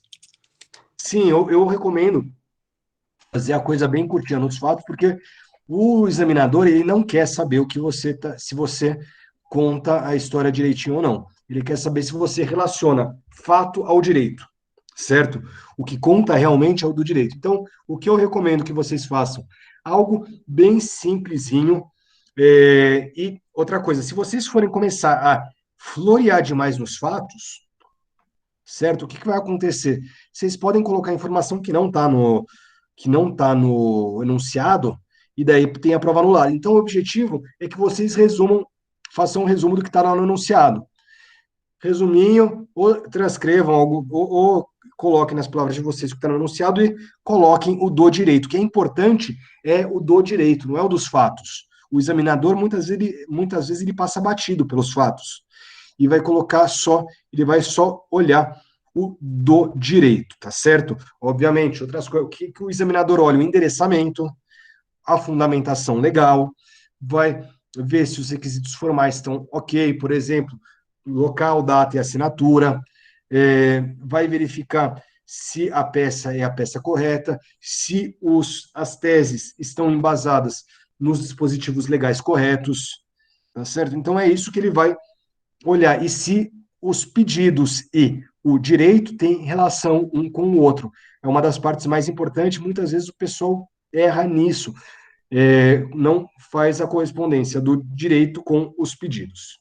Mas o mais importante, Ricardo, o direito penal é como no trabalhista, o que importa mesmo é do direito e do pedido. Os fatos importam muito, muito, muito pouco. Então, resumam e não percam tempo com os fatos, porque o que importa é o do direito. Obrigado, professor. Não, que é isso, não por isso. E aí, pessoal? Essa peça, desculpa, que eu estou entrando outra. Essa peça é para fazer? Pode fazer. Essa peça já está lá o exercício, tá certo, Rose? O que eu combinei aqui com vocês? Eu sei que vocês estão lotados de exercício. Então, fica a critério de vocês fazer ou não a peça. Como conta a presença? Quem não veio na aula, se quiser ter presença, tem que fazer a peça. Ah, tranquilo, eu faço. Só preciso procurar onde está todas as coisas lá para enviar. Tá. Mas quem não foi na aula só tem presença se fizer a peça. Agora, ninguém vai perder ponto por não ter feito a peça se estiver na aula, tá certo? Ah, sim, entendi. Professor, uma dúvida. Pode falar, Alexandre. A peça de relaxamento de prisão, o senhor peticiona ela nos autos pelo ESAGE, enfim, e despacha diretamente com o juízo ou aguarda concluso e a decisão do juízo pelo próprio ESAGE? Olha, quando o relaxamento de flagrante, agora que tem audiência de custódia, vai ser cada vez menos utilizado, tá, Alexandre? Porque muitas das coisas vão ser alegadas na audiência de custódia. Agora, quando tiver que ser alegada, por exemplo, pela não apresentação do preso, daí vai do advogado, tá? Eu gosto de despachar. Eu gosto de protocolo lá no ESAGE e vou despachar com o juiz. Né? Inclusive, muitas vezes eu levo a peça escrita, falo, eu já protocolei, mas eu trouxe escrita aqui, caso o doutor ache interessante dar uma lida agora, se tem alguma pergunta, mas eu acho interessante despachar, sim, esse tipo de coisa, porque não é aliás, mesmo antes da audiência de custódia, não era comum pedir o relaxamento de flagrante. Não é uma peça que é usual no dia a dia da advocacia. Eu acho que eu apresentei uns 3 ou 4 relaxamentos de flagrante na minha vida, certo? E então, quando a gente apresenta, é porque tem interesse, sim, naquela mudança, no relaxamento de flagrante, então vale a pena também fazer os embargos auriculares, né? Ou seja, despachar com o juiz para convencer não só com o que você escreveu, mas também com a sua oratória, eventualmente, inclusive, tirando alguma dúvida do juiz que ele tenha, que ele fique ao ler aquela peça. Ok, obrigado. E aí, pessoal, alguma pergunta, alguma dúvida, sugestão?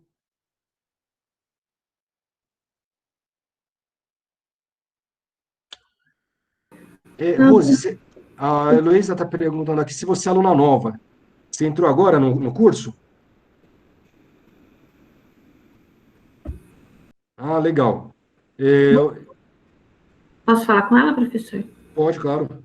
Rose, seja bem-vinda. Eu vou passar meu telefone, porque nós temos um grupo de sala, para que qualquer informação que os professores passem, eu possa repassar para ti, tá bem? Obrigada, professor. E, Rose, o que eu vou pedir? Conversa aí, vem lá no grupo da sala, para entrar em algum grupo, tá certo? De preferência, algum grupo que vai apresentar, não na semana que vem, na próxima semana, tá certo? Completa lá o trabalho deles, ajuda o pessoal para apresentar, não essa semana, na próxima semana, que uma das notas vai ser feita com base na apresentação do trabalho e da apresentação e na redação do trabalho, tá certo?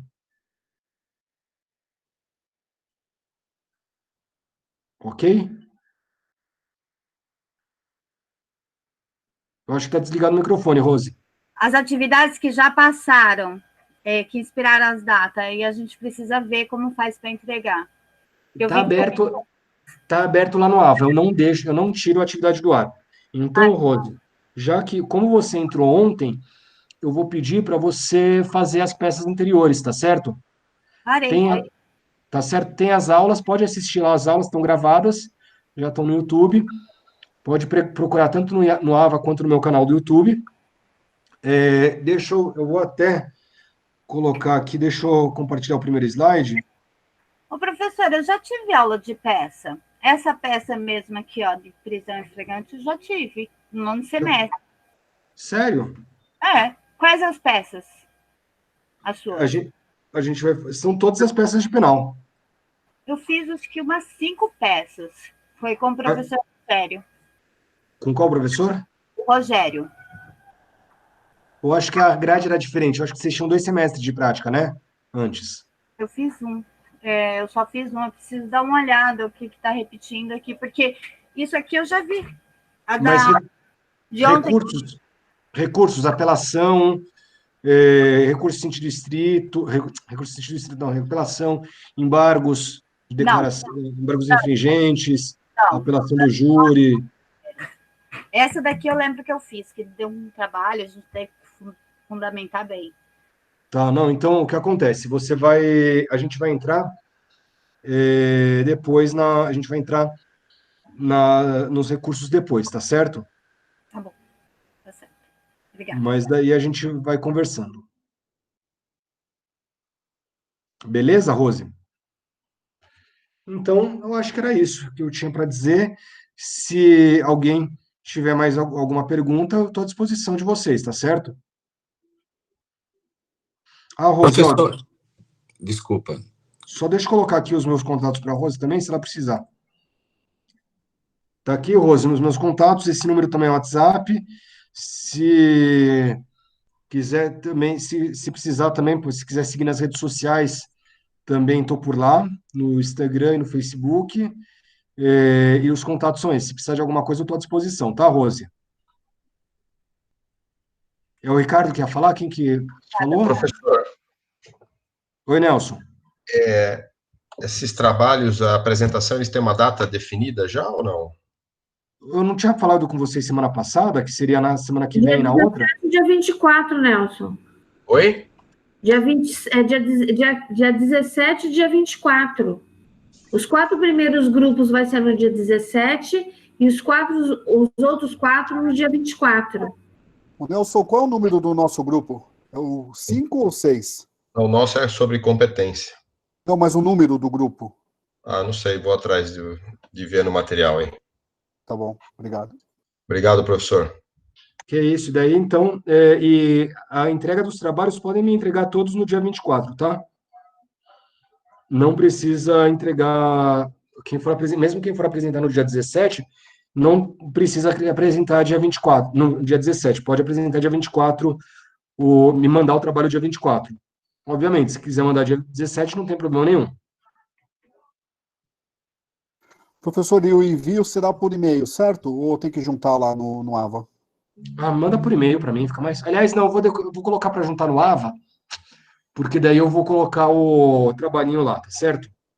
Ok. Vou colocar, entrega o trabalho, daí junta pelo AVA, porque daí já resolve.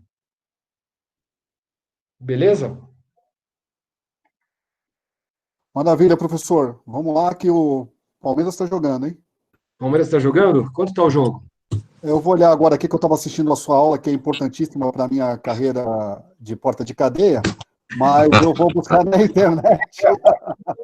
2-0 para o Palmeiras. 2-0 para o Palmeiras. 2-0 para o Palmeiras. Obrigado, Nelza, querida, meu amor. Beijo. Boa noite, querido. Fiquem com Deus. Uma boa noite a todos. Boa noite. Ontem o São Paulo fez boa noite. Ontem o São Paulo fez de tudo para o Bragantino ganhar, mas o Bragantino não quis ganhar. É verdade. O Bragantino não quis ganhar. O São Paulo são os bons meninos, né? O time de São Paulo são os bons meninos, né? Eles fizeram de tudo, queriam que o Bragantino ganhasse, mas o Bragantino não quis ganhar. Professor, qual é a probabilidade de numa audiência de custódia, um marginal comparecer com a camisa do Corinthians e ser relaxado à prisão? Olha, se ele for com camisa de time, é 100%. Se ele comparecer com a camisa do Corinthians, é 100% de chance que ele vai estar com a camisa do Corinthians, se ele for com camisa de time. E eu vou falar, se eu fosse juiz, camisa do Corinthians, com certeza ficava. Eu já discutiria o mérito na hora e já agravante. Exato, é agravante, né? Eu acho que pode colocar como agravante, concordo com vocês. Agravante, causa de aumento de pena, qualificador, é tudo. Não, pelo amor de Deus. Ainda bem que o senhor não é juiz, né, professor? Ainda bem. Pessoal, boa noite, obrigado por me acompanharem. Boa noite, nesta quinta-feira. Não esquece as presenças lá, hein? Pelo amor de Deus. Até logo. Tchau. Tchau. Boa noite. Boa noite. Boa noite a todos. Boa noite. Bom restante de semana, professor. Bom fim de semana. Obrigada.